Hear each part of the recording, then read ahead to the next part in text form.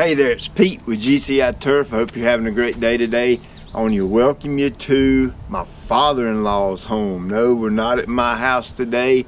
This is my father-in-law who was gracious enough to let me marry his daughter, who I've been happily married to for 18 years now.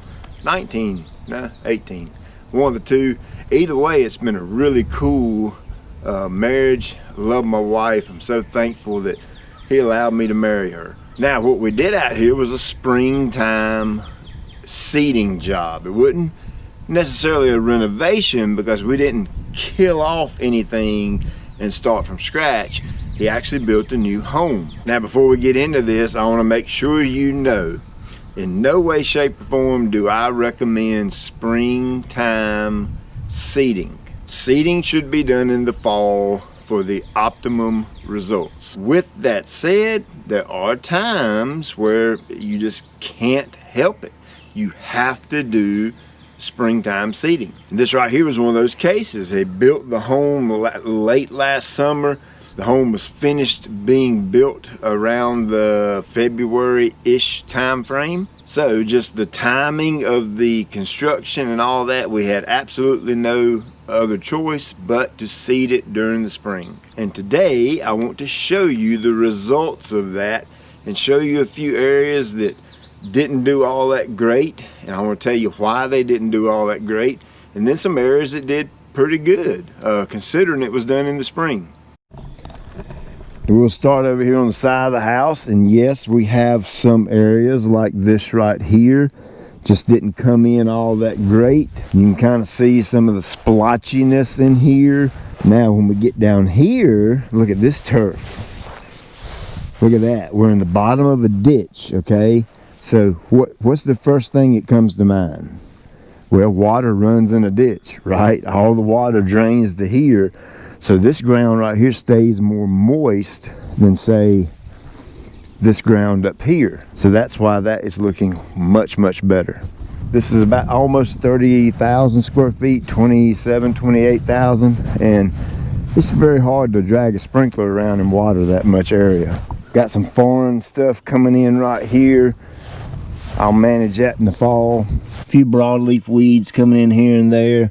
Not at all concerned about that right now. We're in a drought type situation with little to no rain, super high temperatures. There's no way in the world I'd ever consider spraying a herbicide on this yard right now. We got some washing right here in this area. It's kind of a valley I had to put in to direct the water to go that way. Now, a little history from the time I seeded the yard until today. Springtime, we had some pretty good rains, and we also had some torrential downpours, and that is what caused a lot of this washing, okay? Again, weather related, nothing in the world we can do about it. Now, 3 weeks ago, this was looking way better. I actually wanted to do the video then because it was actually looking really, really good. You can see down in here some of this brown and all. This is where the turf is starting to stress out. And 3 weeks ago, all that was vibrant and nice and green. Look at that right there. When the clover is starting to wilt up, you know it's hot. Holy cow.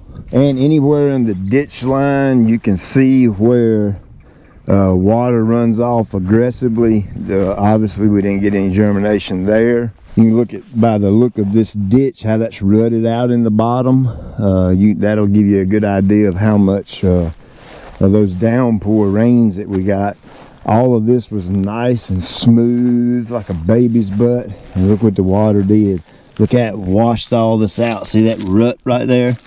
So overall, it's not terrible by no means. Again, this was a springtime seeding job, and it's been my experience for years and years that this is typically what you get unless you have irrigation or unless you have an abnormally wet year. So heat stress and drought stress, right? Heat stress when it's really, really hot, high temperatures, and the grass just can't tolerate it.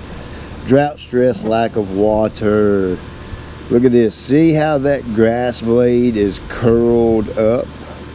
It's called needling. See how it's curled up, and it's not a nice flat grass blade. It's more of a round grass blade.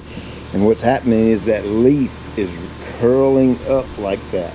You can see the very tip of this plant right here. You see how that's starting to turn brown? Well, it's because it's been depleted. And then what happens is it continues to brown and go all the way down the grass blade until it's completely depleted. And then you get a brown leaf blade, okay? And when you get that widespread over the yard, that's why the yard turns brown when it has no water. So how am I gonna move forward on this, right? Well, we're first week of July, and I've given him explicit instructions. If it doesn't rain, if it doesn't grow, don't mow it. Because we wanna protect everything that's out here, and we don't wanna do any more damage than the weather's doing to it already. Round about the first week of September, he's gonna start bringing a little bit of topsoil in here and some dirt and some of this rutting that took place back a couple of months ago. He's gonna start filling those in and getting that ditch back smoothed out. Sometime around about the third week of September or so, that's kind of premium for our area for aerating seeding. Yours may be a little bit before then, a little bit after. But I'm gonna have him cut the grass down to around 3 inches probably prior to me coming in. And we're gonna come in with my aerator, my core aerator and an aeravator. And I'll probably end up going over this yard 4 or 5 times with a plugger, core aerator. You know, I've got that Stinger that I really like. And so we're really going to hammer it with the plugging. We're going to really tear the yard up really good with that aeration. Some of the areas where there's a lot of bare dirt showing, I'll probably aeravate those areas. You know, that's the vibratory machines that we got. They're really cool. That way we can really bust those ground up really, really well. And then I'm gonna seed it really heavily. This would be a good example of where in the nicer areas of grass, or where I have a lot of grass, I would probably go around 6 pounds per thousand. And then the areas where I don't have any grass, I'm gonna go at 10 pounds per thousand. This right here is my GCI turf type tall fescue. I'll be going back with the exact same seed this fall. I'll also be putting down some X-Start on it. That way that phosphorus can get in there and start helping that little young seedling take off and get going and start life. I'll also be hitting it with a really good heavy shot of aerate, because this ground is hard as a stinking rock. And I'm gonna up those rates a little bit to try and kind of kick start this thing and really start working on that ground and try and open it up a little bit. Last but not least, the day that I seed. Now this is one of the super rare times I use tenacity in an overseeding job on an existing yard. You know, I'm not a fan of tenacity herbicide on top of existing grass, because if it's over applied, it can stress the turf out a little bit. You can get that ugly white color that your grass turns white, and yeah, I know it turns back, but I simply don't like looking at it. But he does have some broadleaf weeds and some grassy type weeds that I think tenacity will control them. So one of the cool things about tenacity is I can do all that work, aerate, seed, I can spray tenacity right over top of all that. And I'll do all this about the 3rd or 4th week of September, when it's a premium time for seeding. Then all he's got to do is get back on his water schedule, start watering again, and hope and pray we get a little bit of rain here and there. And by next spring, the following spring, 2021, he should have a gorgeous yard. So hey, this is your update. I know a lot of you have been asking for it. And again, I really wish I'd have showed it to you 2 or 3 weeks ago, because it was really, really looking good. But we had a lot of moisture in the ground then. We're really hot and really dry right now.